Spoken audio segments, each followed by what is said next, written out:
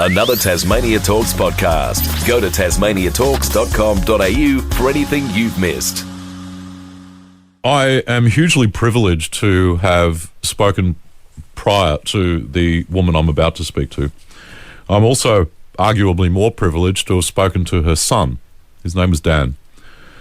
He died of bowel cancer a number of years ago. During stage 4 of his bowel cancer, it was found that medicinal cannabis helped him hugely. His mother, Lucy, and his dad, who's a cop of a more than 30-year career, busting drugs and doing all that in Sydney and other parts of New South Wales, kind of became the spearhead of the medicinal cannabis issue. And there is as we talked about a couple of weeks ago with David Caldecott, there's a documentary around about a bloke with a brain tumour called Mike, who's travelling around the country talking to all sorts of people who are trying to access our laughingly named controlled access schemes for medicinal cannabis. It's a great pleasure to speak to Lucy Haslam again. Lucy, how are you? I'm great, thanks, Brian. How are you? I'm very well. This has not been an easy process for you, and there are lots and lots of roadblocks in the way, aren't there?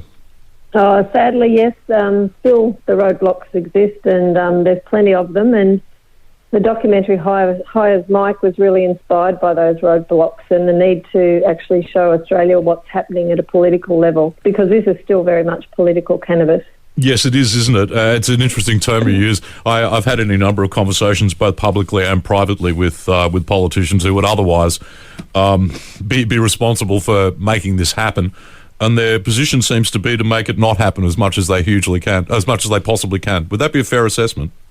Yeah, look, initially, Brian, I was quite proud of what we'd done, but as the detail came to the fore, I actually had an absolutely sick feeling in my stomach, and I've been fighting the system ever since, which is now several years. So I think Tasmania has a particularly bad record for patient access, and I think you should or certain members of your community need to take a hard look at themselves down there. I think with only around 10 patients being able to access cannabis legally. Yeah.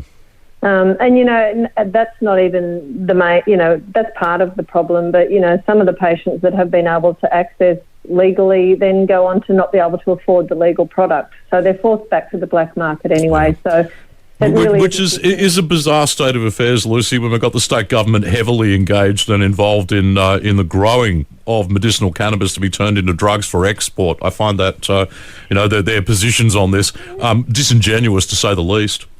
Yeah, look, I was actually in Canberra one evening when Greg Hunt stood on the podium and took a lot of credit for being able to assist the company that was about to list on the German stock exchange and supply German patients. Yeah.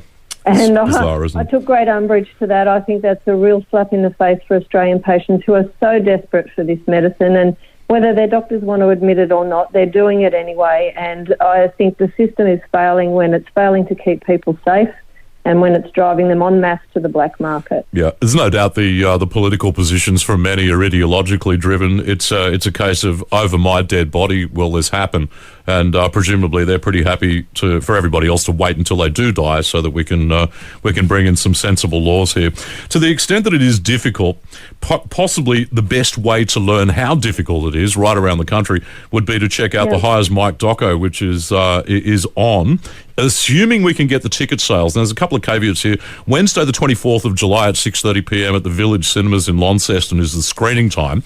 But we need 62 tickets sold by a predetermined time in order for the viewing to go ahead. Not quite there yet, so need some further ticket sales. Yeah, look, and I would implore people to go along and see this. It'll be a real eye-opener. Apart from it being a really beautifully shot film, it's engaging, it's heart-wrenching. You come out feeling extremely angry and frustrated, but it's exactly what we needed to show the plight of patients. And, actions speak louder than words, and it's just so good to be able to tell this story in a way that Australians can relate to. And look, we showed it in Tamworth to over 400 people a couple of weeks ago. We had a sold-out audience. We're doing it again. And the feedback is phenomenal. We've been to Melbourne, Sydney, all around the place showing it. It really is worth people coming and seeing. If they know nothing about cannabis, cannabis is one of those things that will help somebody in your life at some stage. So I'd really implore you to come and see it. Lucy, keep up the fight. I know these sorts of things, having tracked any number of social change programs such as the one we're trying to introduce here, they have their ups, and you have your speedy forward movements, and then you hit the wall and get pushed back a couple of steps, and then you regather and you have another crack, and they keep going. It'll wave on like that for some time. I would suggest for another decade or so. It's going to be an ongoing fight, Lucy. It's not going to be over in a hurry. Look, it is, Brian, and this is happening all around the world. So I know there's no going back from this point, but it's a human rights issue now. It's being driven by patients. It's being demanded by patients. And really, you know, I know a doctor from America who says to politicians, you're either dumb or you're dirty.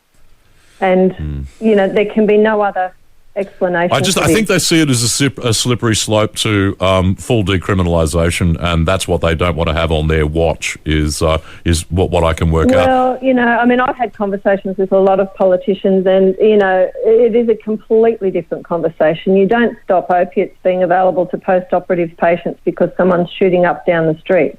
So it's that kind of mentality.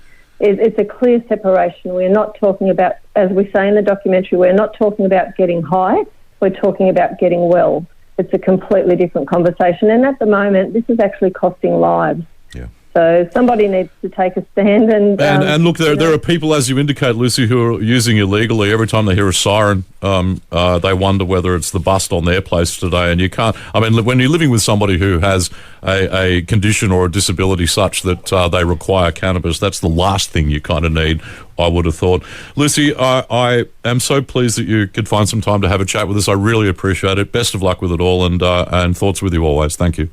Thanks so much, Brian. Thank you. Lucy Haslam, she's a wonderful woman. What that woman's been through, you don't want to have to go through. She watched her little boy, Dan, who's a beautiful kid, spoke to him, interviewed him, was suffering stage 4 bowel cancer at the time she started up on this program to have medicinal cannabis legalised, because she saw what it did for Dan. Saw what it did for Dan. I'm going to get out of here. We'll put all the details up on the website about that. But really, with the 12th of July, they need to have 62 tickets sold, or it's going to get cancelled. High as Mike is the name of the movie. Another Tasmania Talks podcast. Go to tasmaniatalks.com.au for anything you've missed.